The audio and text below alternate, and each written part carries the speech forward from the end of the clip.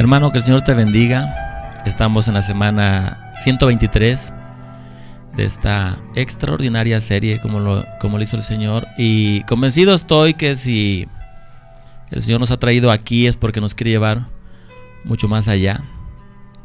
Toca el tiempo de meditar en los juicios que Pilato le hizo al Señor Jesucristo. Ya terminaron los juicios de Anás y Caifás. Tú viste cómo el poder religioso se unió en contra del Señor, y aquí en adelante veremos cómo el poder político se une también en contra del Señor, en contra de su obra. También vamos a estar hablando un poco más sobre las circunstancias previas a este juicio, hermano. A estas alturas ya sabemos que el Señor Jesús fue golpeado, que le escupieron en el rostro, que le hicieron un falso juicio. Se juntaron personas falsas, que es como decir un grupo de personas hipócritas. Y a pesar que hemos visto el tremendo sufrimiento de Jesús pasando por Getsemaní, después atado, golpeado y escupido, parecería que ya no habría más en su vida, hermano, pero la cosa apenas empezaba. Vendrían cosas mucho más difíciles para el Señor. Pero esto es nuestra vida. De repente sentimos que en alguna ocasión estamos pasando por situaciones en extremo difíciles.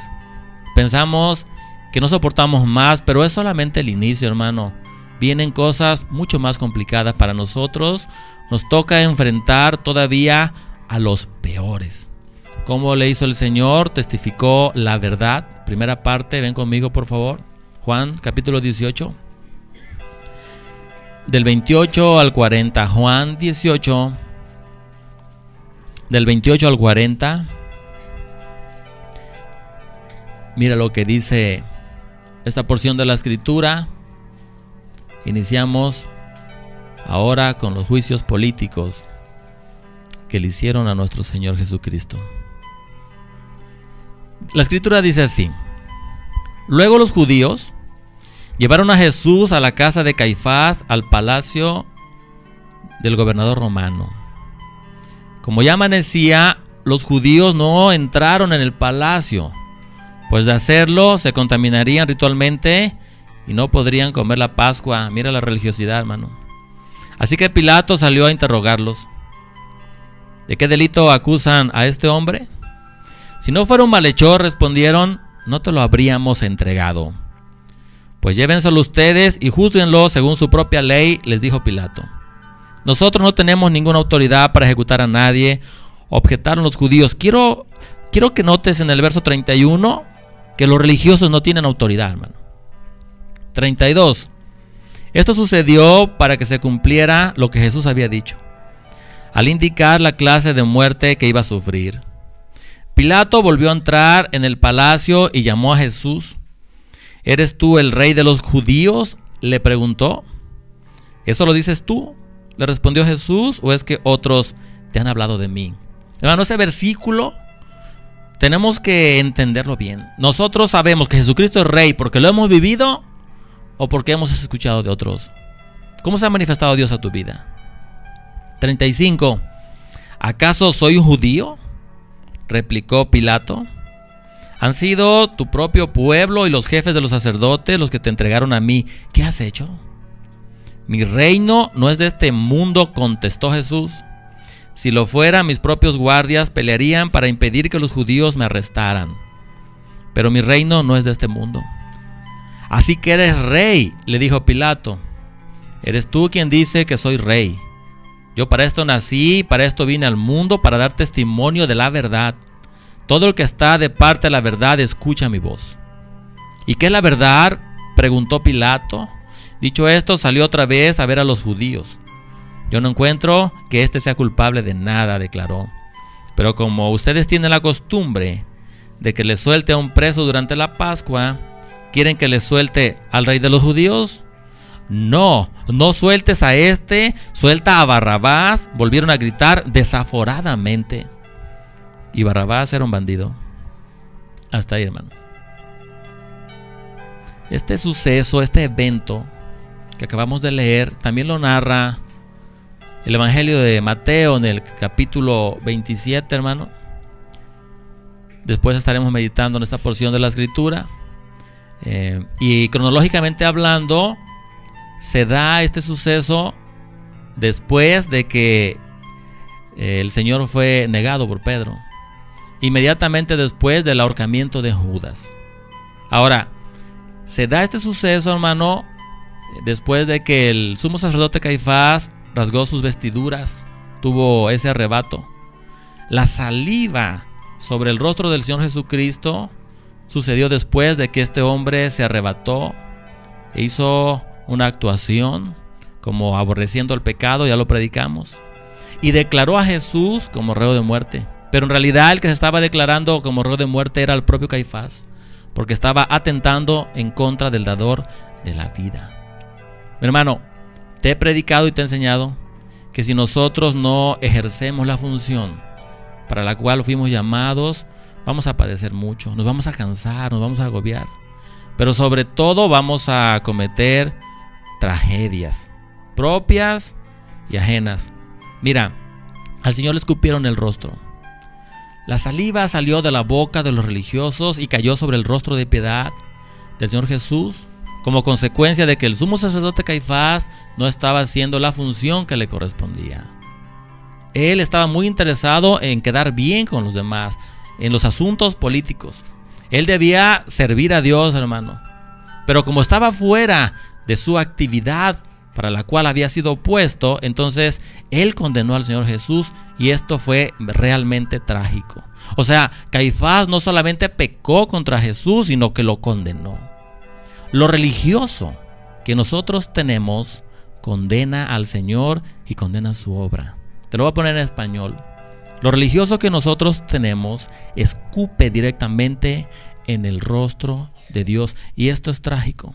Caifás se estaba constituyendo en un instrumento no grato para que se cumplieran las profecías. Él estaba ayudando a cumplir las profecías y el hombre ni siquiera sabía. Por lo tanto, el castigo para Caifás sería peor que para Elí. Ese sacerdote viejo, ya ciego, gordo, no hizo caso del pecado de sus hijos. Pero este hombre hizo algo peor. Este hombre condenó al Mesías. Quiero que notes, hermano, que nuestra alta posición eclesiástica o política no es un reaseguro. Nosotros podemos escupir el rostro del Maestro aún estando encumbrados, pero si estamos cerca del Señor y estamos haciendo su voluntad, la saliva que cayó en el rostro de Jesús también caerá sobre el nuestro. Porque donde quiera que el Señor esté, estaremos nosotros, dice su palabra. La pregunta es, ¿quiénes son los agresores de Jesús?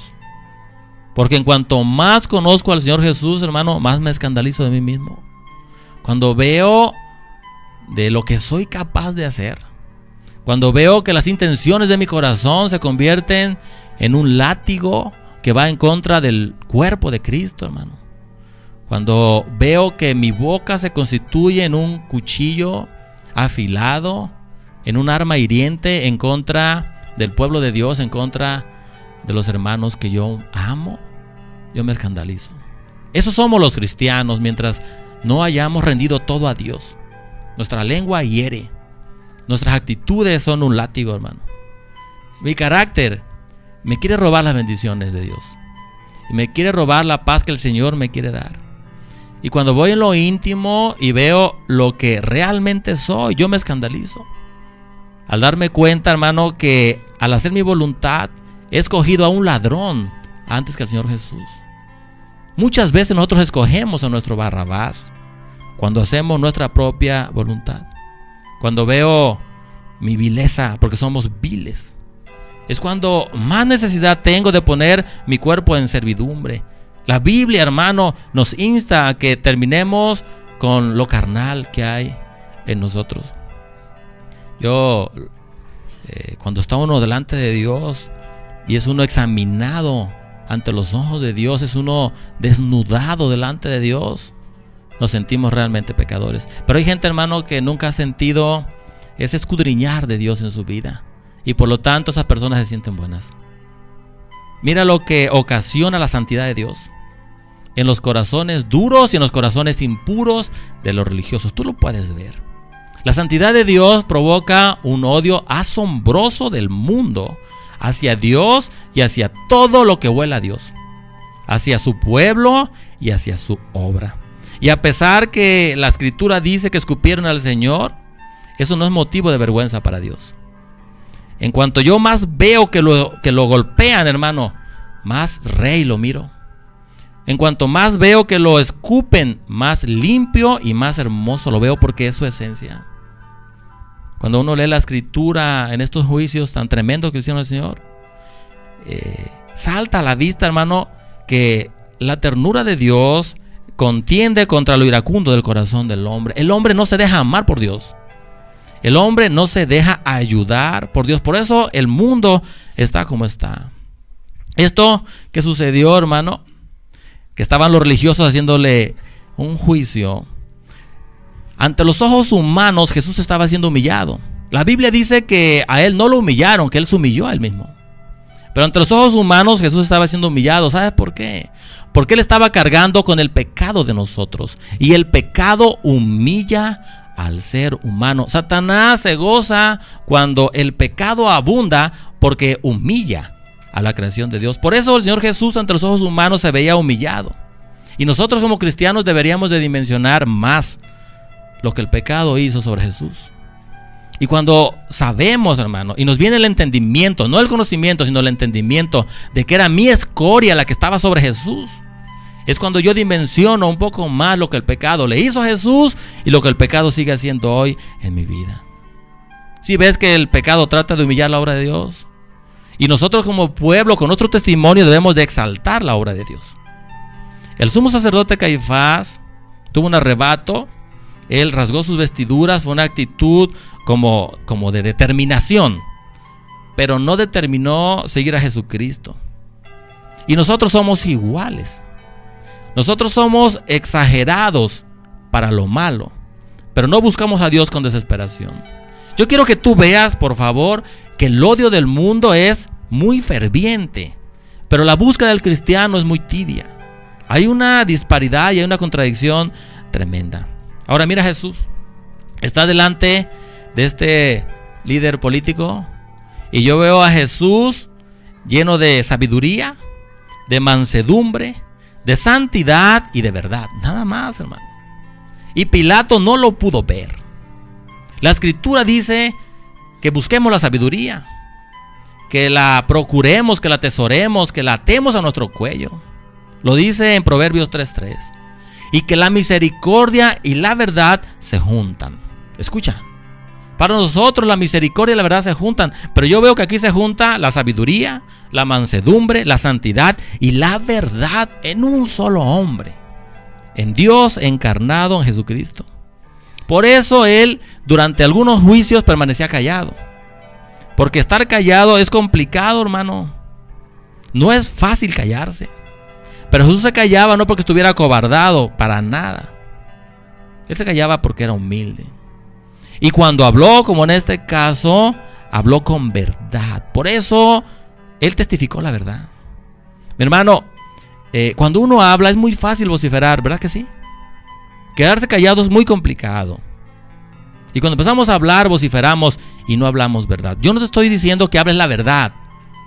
Hasta un mentiroso podría hablar la verdad. Yo te digo que hables verdad. O sea, que la verdad mora en ti, que tú estás sometido a la verdad. Ese es el parámetro en la vida de los cristianos.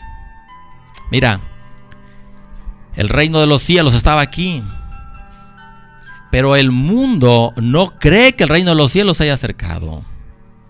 El mundo no cree que Jesucristo es Dios encarnado. Por lo tanto, mira el verso 36, hermano. El Señor está declarando que su reino no es de este mundo, pero no lo hace de una forma soberbia.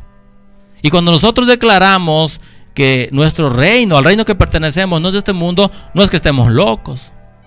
No es que estemos esperando el irnos en la cola de un cometa, pero antes habrá que suicidarnos. No. Tampoco es que seamos candidatos al manicomio. Cuando nosotros declaramos que el reino al que pertenecemos no es de este mundo, es porque nosotros nos sabemos hijos de Dios. Nos sabemos lavados con su sangre, redimidos por Dios Jesucristo y coherederos juntamente con Él. Por eso el mundo se equivoca. Aquí Pilato se equivoca. Hermano, el mundo te puede ver sin dinero, pero no por eso dejas de ser rey. Y eres rey no porque yo te lo diga. Eres rey porque el Señor declaró delante de Pilato que Él era rey. Eres rey porque la palabra de Dios dice que eres rey.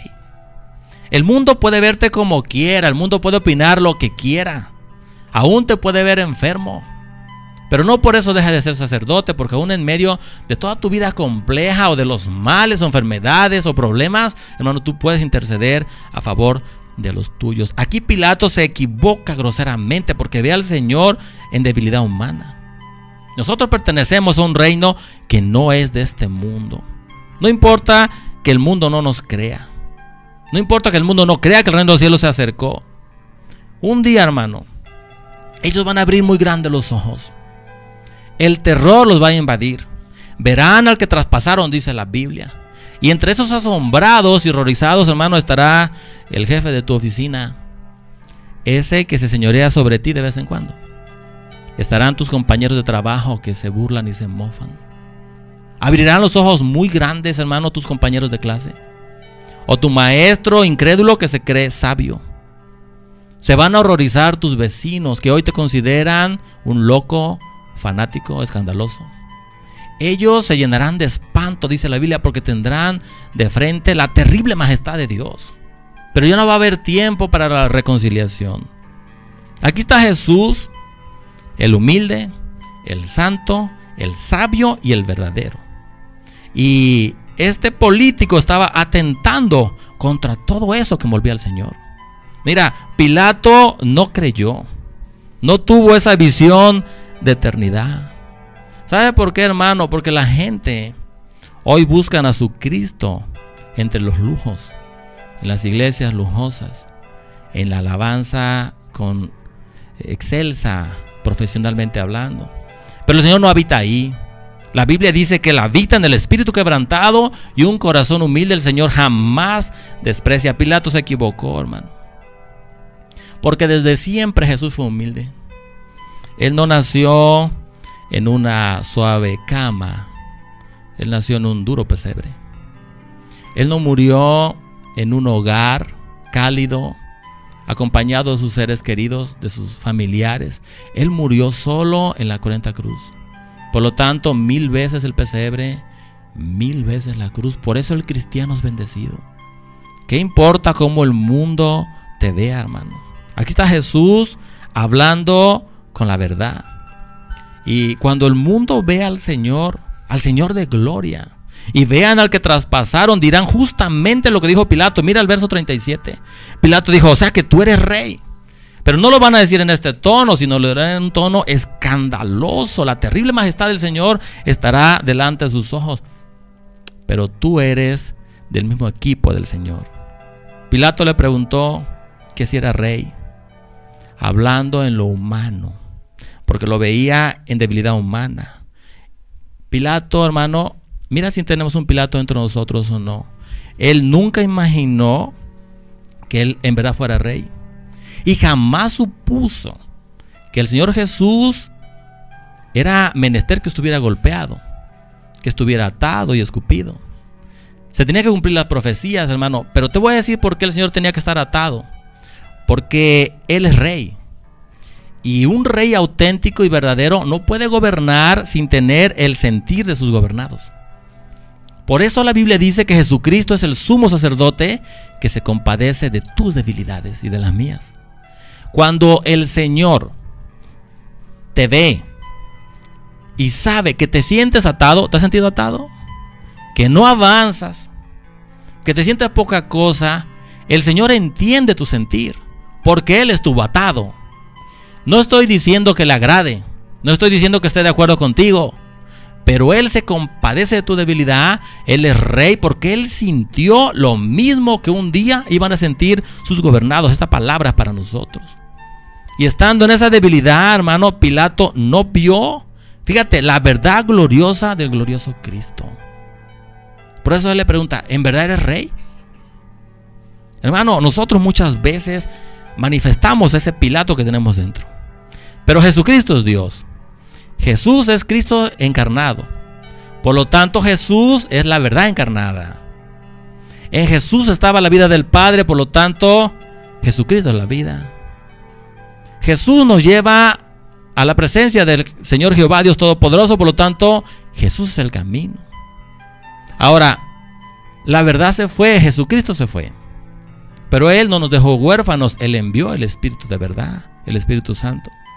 Si Jesús es la verdad y el Espíritu Santo, que es el Espíritu de verdad, mora en nosotros, la pregunta es, ¿vivo un cristianismo de verdad o vivo un cristianismo lleno de mentira?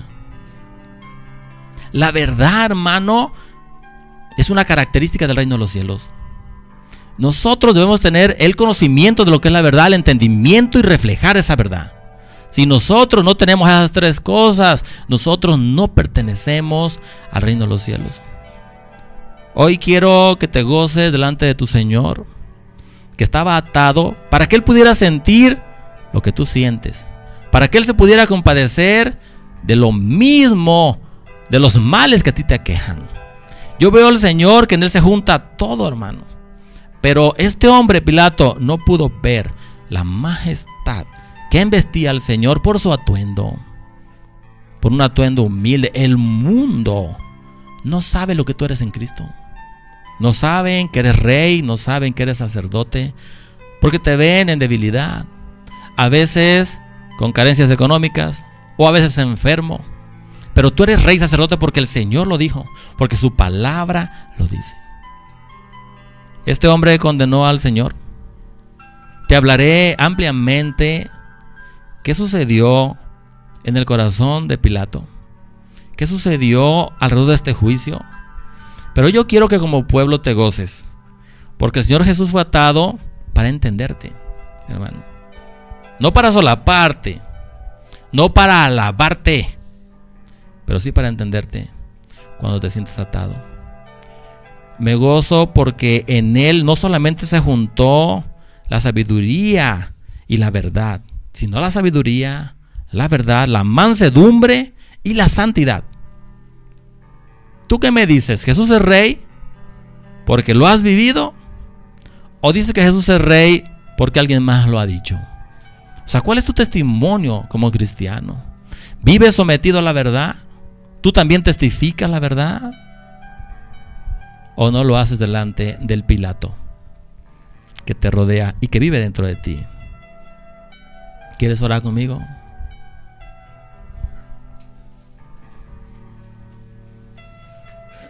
¿Cómo va la mansedumbre y la sabiduría en tu vida? Yo me puse a orar y le dije, Señor, ¿cómo es esto de 4 cosas? Mansedumbre, sabiduría, santidad y verdad. El Señor me dijo, para ser manso, solamente teniendo el conocimiento, esa es la sabiduría, escúchame, de lo que es la verdad. Y me dijo, y eso se manifiesta en una vida santa. Yo no entendía cómo se juntaban 4 cosas. Te lo repito, para ser manso es solamente teniendo la sabiduría, el entendimiento de lo que es la verdad, y eso se va a manifestar en una vida santa. Tremendos parámetros, mi hermano. Él es el Señor. Pilato no lo vio, tú sí lo puedes ver. El atuendo que Jesús tenía no reflejaba su soberanía, su majestad y su señorío, porque lo veía un hombre con ojos carnales, lo veía un político.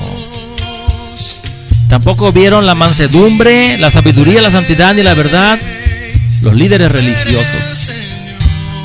Por eso te digo que lo religioso que hay en nosotros escupe directamente en el rostro de Dios.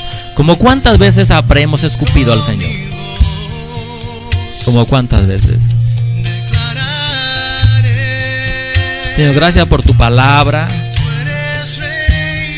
tu magnífica palabra. Gracias por las advertencias, porque tú escudriñas lo más profundo del corazón. Aún las cosas sutiles tú nos las muestras con toda claridad. Te escupieron, te hemos escupido nosotros, y solamente estando sometidos a tu verdad, sometidos a tu autoridad, estando bien unidos contigo, nosotros seremos partícipe de esos escupitajos. Por eso cuando voy delante de ti yo me escandalizo de mí. Me entra un horror de lo que soy. Porque aún conociendo de ti yo uso un látigo en contra de tu cuerpo. Aún conociendo de tu santidad, mi boca es un cuchillo que hiere a mis hermanos. Me escandalizo de mí mismo al darme cuenta que al hacer mi voluntad yo he escogido a un ladrón antes que a ti, Señor. ¿Cuántas veces habremos escogido a nuestro Barrabás? ¿Cuántas veces?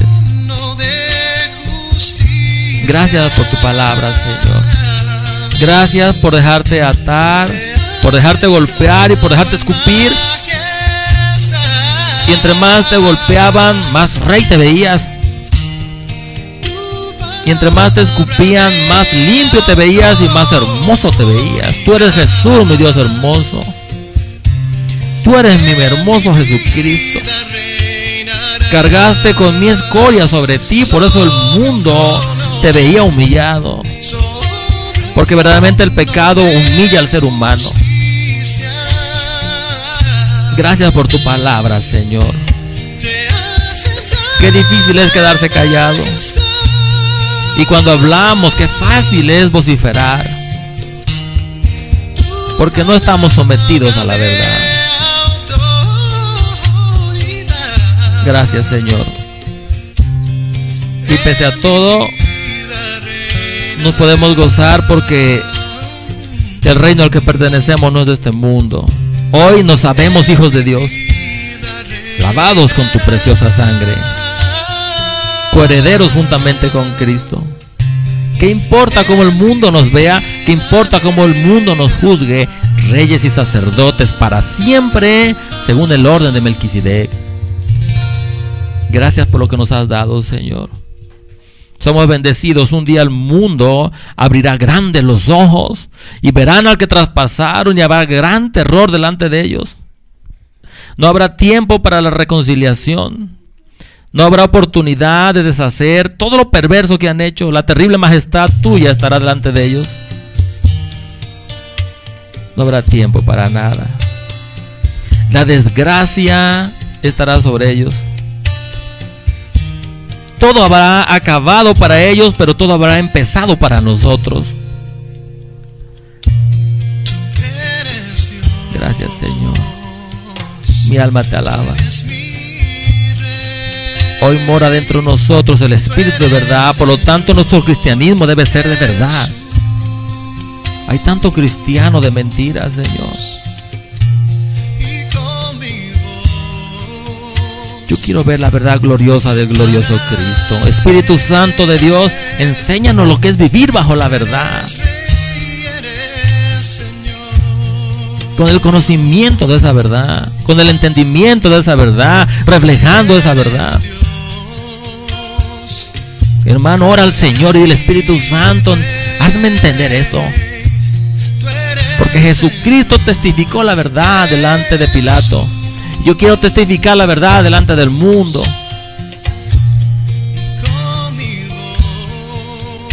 Gracias por esa humildad, Señor, porque no naciste en una cama calientita ni blandita. Naciste en un duro pesebre por mí. Y no moriste rodeado de tus seres queridos. Moriste solo en la cruz por mí. Por eso yo prefiero el pesebre y la cruz. No los palacios aterciopelados, no la suntuosidad, no las sinagogas lujosas. Tú no habitas ahí, tú habitas en el espíritu quebrantado. Y un corazón que en verdad se humilla delante de ti, jamás desprecias. Gracias, Señor, porque tú eres Rey. Y digo que eres Rey porque he sentido tu soberanía en mi vida, tu autoridad en mi vida, tu señorío en mi vida. Tú eres Rey porque tú me has mostrado que eres Rey, no porque lo haya escuchado de otros. El Rey de gloria que un día descenderá del cielo, y los muertos en Cristo resucitarán primero. Y luego nosotros los que vivimos, los que hayamos quedado, seremos transformados y ahí estaremos siempre con el Señor que nos va a recibir en las nubes. Gracias por tu palabra, Dios. Gracias por ser mi Rey victorioso, dador de vida, Dios de la misericordia, Dios de la verdad, Dios de la gracia, el Dios de la paciencia, Dios soberano. Tú eres mi Dios completo y te alabo y te bendigo. Gracias por tu palabra, Señor. En el nombre poderoso de Jesús de Nazaret, Espíritu Santo, danos el entendimiento. Por misericordia y por gracia, danos lo que no merecemos, Señor. El entendimiento de tu palabra. Porque en verdad que somos pueblo rebelde, duro de servir, duro de entendimiento, tardos para actuar. Muchas veces somos un pueblo que nos arrebatamos, que tenemos nuestro Caifás ahí, nuestro Anás, nuestro Pilato, nuestro Herodes, e ignoramos tu majestad. Gracias, Señor, en el nombre de Jesús de Nazaret. Muchas gracias por tu